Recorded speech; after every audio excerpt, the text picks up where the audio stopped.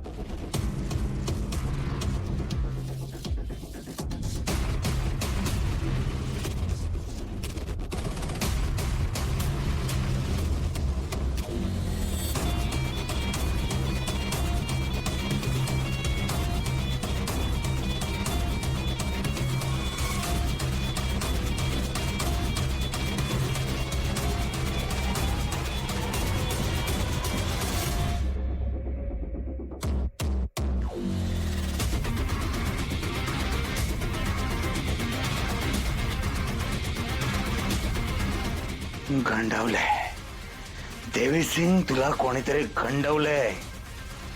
सोडणार नाही मी त्याला, सोडणार नाही.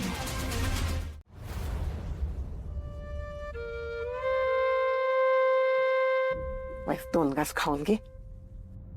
नाही आत्या, मला खरंच भूक नाहीये. मी खाते नंतर. तुम्ही ठेवा इथं आणि जावा. अजिबात नाही हा. तू आता 2 घास खाऊन घे म्हणजे तुला बरं वाटेल आणि अंगात ताकद पण येईल का.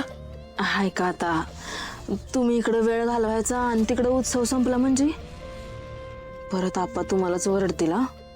आणि तिकडं दैत्याचा कोप बीप झाला म्हणजे नाही. म्हणजे प्रसाद आपल्याच घरचा आहे, आपल्यालाच ध्यान ठेवायला लागेल ना. आता तू म्हणते ते समजा खरं आहे बघ तुझं. पण रणजी आहे की तिकडं, ते बघून घेईल काय ते. हे बघ, आता तू 2 घास नाही खाल्लं ना तर मला काही चैन पडणार नाही. खाऊन घे.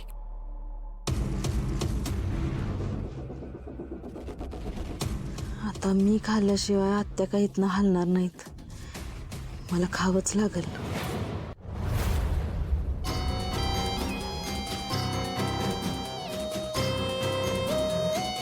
काय ग, भूक नाही म्हणत होतीस आणि आता कशी खायला लागलीस?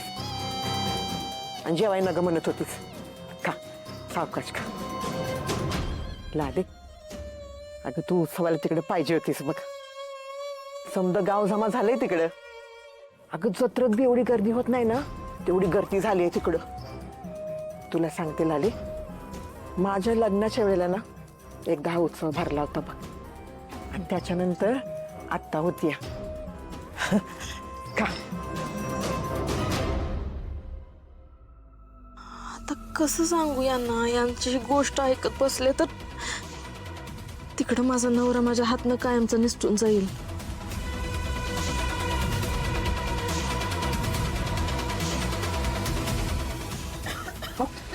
सावकाश.